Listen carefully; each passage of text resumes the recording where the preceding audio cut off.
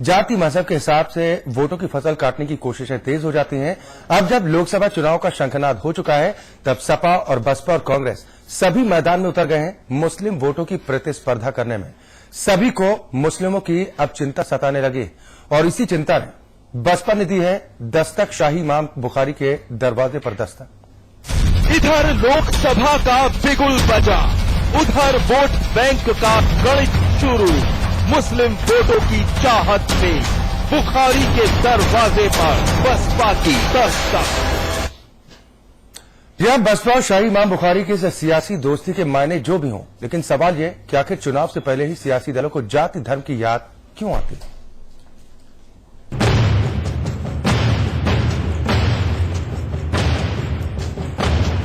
लोकसभा चुनावों की रणभेदी के साथ ही राजनीतिक दलों ने अपनी अपनी रणनीतियों पर रंग रोगन लगाना शुरू कर दिया है। रंग भी ऐसा चढ़े कि चुनावों की इस चौहद्दी को पार करने में कोई चूक ना हो। यानी सभी ये रण जीतना चाहते हैं अपनी नीतियों के साथ और सियासी घोड़े दौड़ने लगे हैं पूरे दमखम के साथ। सियासत के हर घोड़े पर सजी है जाति धर्म की काठी। हालांकि काठी काठ की है या काम की, ये तो वक्त आने पर ही पता चलेगा। वहीं वक्त की नजाकत को देखते हुए बहन जी ने तो अपनी बिसात में बिछानी शुरू कर दी है। बसपा ने चाहतों की चादर फैलाते हुए इमाम बुखारी के दरवाजे पर दस्तक दी है। सपा से उचाट और कांग्रेस से निराश मुस्लिम वोटों को जोड़ने में बसपा कोई कोर कसर नहीं छोड़ना चाहती। इतना ही नहीं, बहन जी ने सपा के वोट बैंक में सेंध लगाने की पूरी तैयारी कर ली है और जिम्मेदारी डाली है अपने खास सिपह सालार नसीमुद्दीन सिद्दीकी के कंधों पर। इमाम बुखारी से बढ़ती नजदीकियां तो यही कहानी कह रही है। वहीं शाही इमाम की बसपा की शान में कसीदे पढ़ना भी इस बात की तस्दीक करता है कि कुछ तो पक रहा है दोनों के बीच में। बीएसपी की सरकार जब थी तो लॉ एंड ऑर्डर था, गुंडे काबू में थे, फिरका परस्तों को काबू में रखा हुआ था। कम से कम उत्तर प्रदेश में आवाम चैन से सो तो रहे थे। ये फर्क बीएसपी और एसपी में रहा है।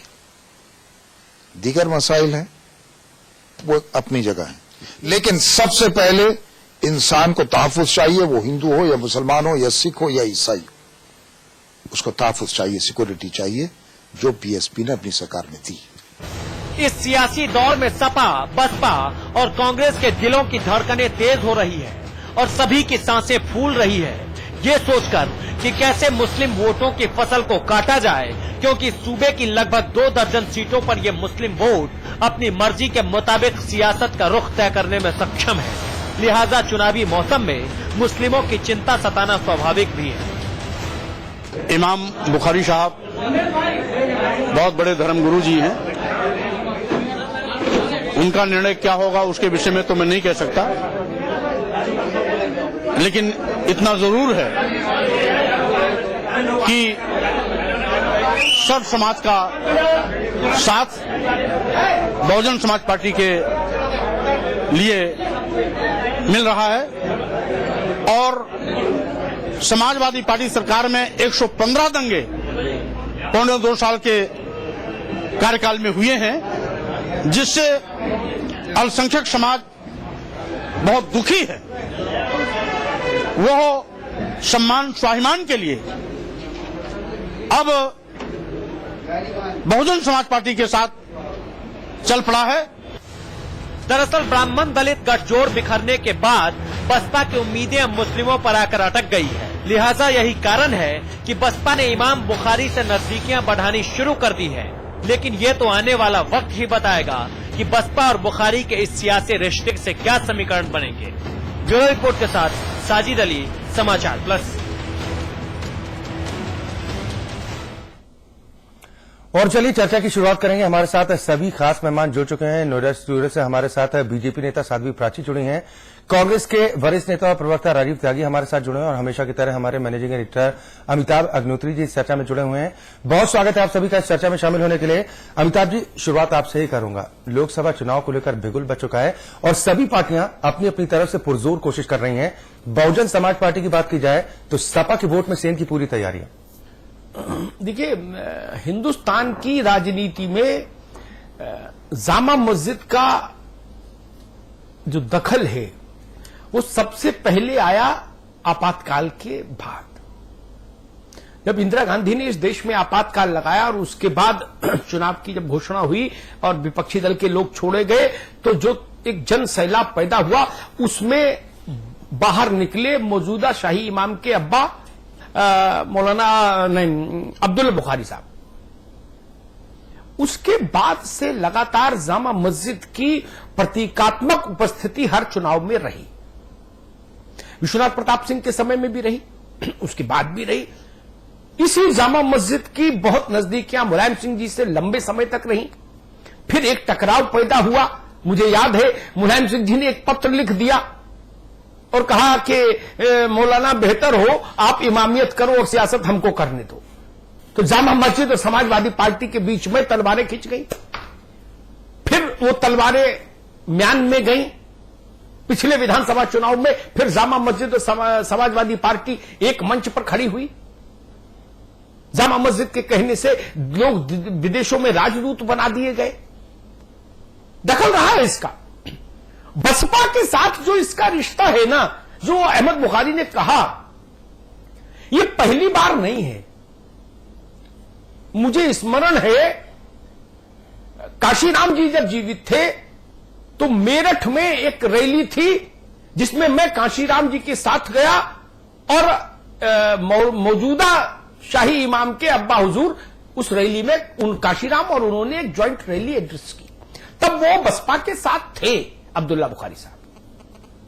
इतिहास का चक्र, समय का चक्र फिर पूरा घूमा है और फिर जामा मस्जिद बीएसपी के साथ खड़ी दिख रही। लेकिन अब जामा मस्जिद की तासीर जो है ना वो बहुत विवाद में आ गई है।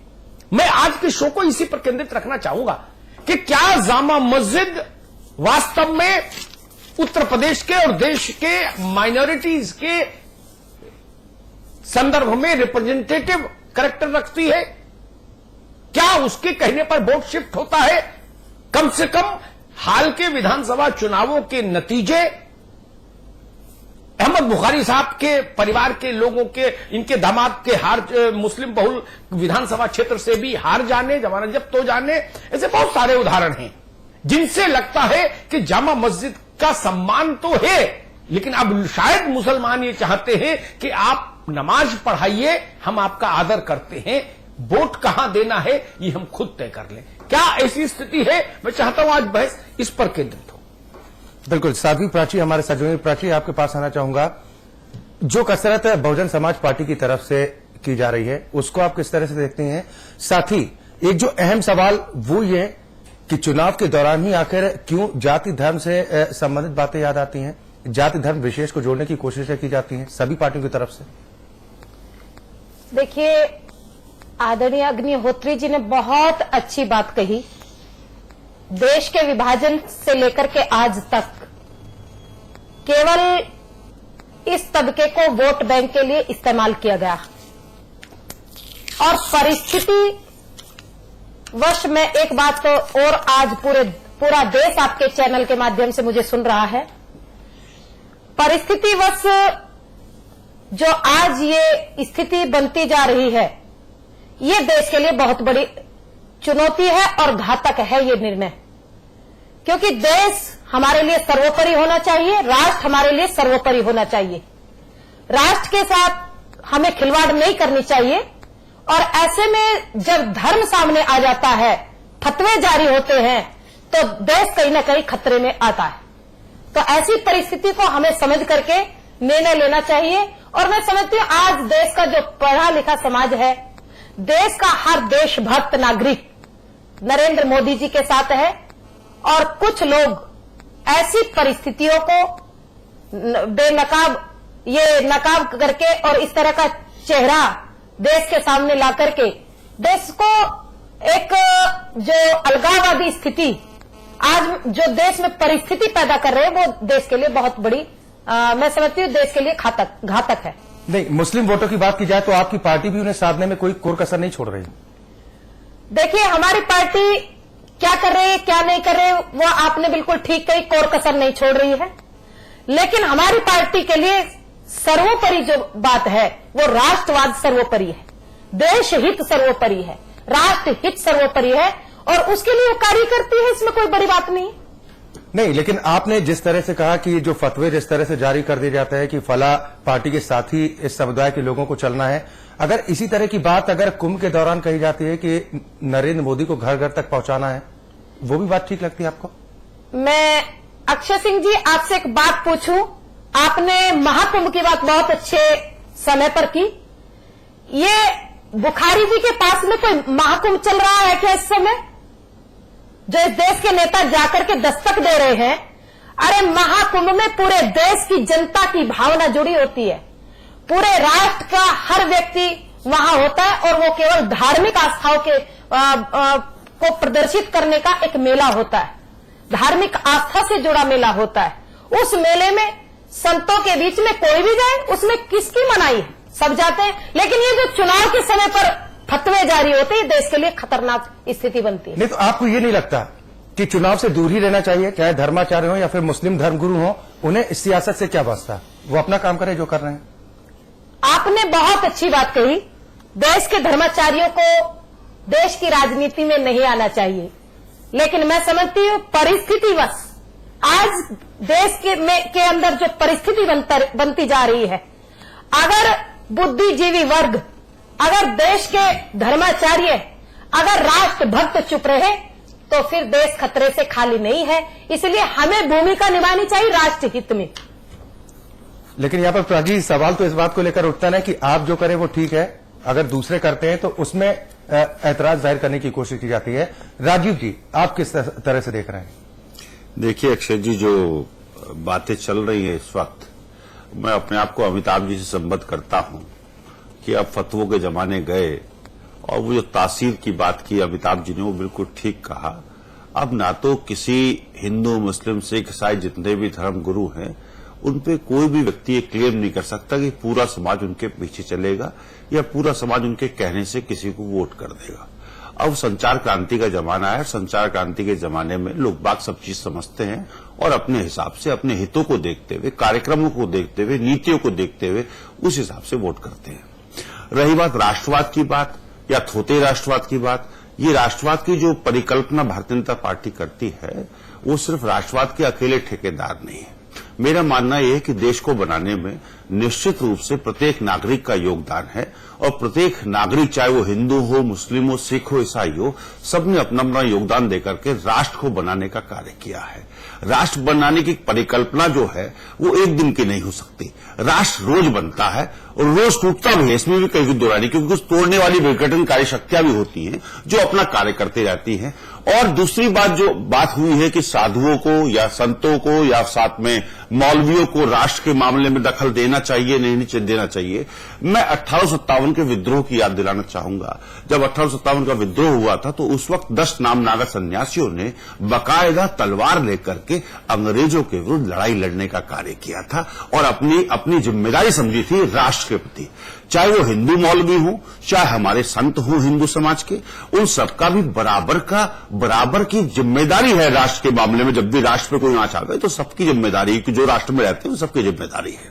रही बात इमाम साहब की, मैं इमाम साहब के बारे में इतना ही कहना चाहूंगा, जो उनका स्टेटमेंट आपने दिखाया है उस स्टेटमेंट में कहीं भी कोई गलत नहीं है। स्टेटमेंट गलत इसलिए नहीं है कि जब वो कहते हैं कि कानून व्यवस्था ठप है इस समाजवादी पार्टी की सरकार में, तो वो बिल्कुल ठीक कह रहे हैं। जब वो कहते हैं कि दंगे यहां 115 हो चुके हैं और दंगों से, उन्होंने कहा कि दंगों से लोग बाग नाराज हैं, दंगों से अल्पसंख्यक भी नाराज हैं, दंगों से बहुसंख्यक भी नाराज है। दंगों में इंसान मरता है, इंसानियत मरती है। तो स्टेटमेंट में कहीं कोई कमी नहीं। ये बहस हम क्यों लेके आए? अगर चीजें इतनी सरल होती तो ये विषय ही नहीं रखता। तमाम विषय थे उत्तर प्रदेश के संदर्भ में, दूसरा विषय रख लेता। ये विषय क्यों रखा? बहुत सोच समझ कर रखा। आपत्ति कहां है? दशनामी अखाड़े के लोग लड़े, स्वागत है। मुगलों के खिलाफ लड़े लोग, यवनों के खिलाफ लड़े, हूण के खिलाफ लड़े, शक के खिलाफ लड़े, कुरीतियों के खिलाफ लड़े, सबका स्वागत है। लेकिन सवाल मालूम कहां पर पैदा होता है? मैं 2-3 चीजें बताऊंगा। असीम बकार भी आ गए हैं, इनका भी स्वागत। जब कोई धर्माचार्य अपनी लिस्ट किसी प्रधानमंत्री और मुख्यमंत्री को थमा देता है कि इसको गवर्नर बना दो, इसको राजदूत बना दो, है ये हमको ये दे दो, ये हमारे दामाद को ये दे दो, छोटे भाई को ये दे दो, मौसी को ये बना दो, चाची को ये बना दो, वहां पर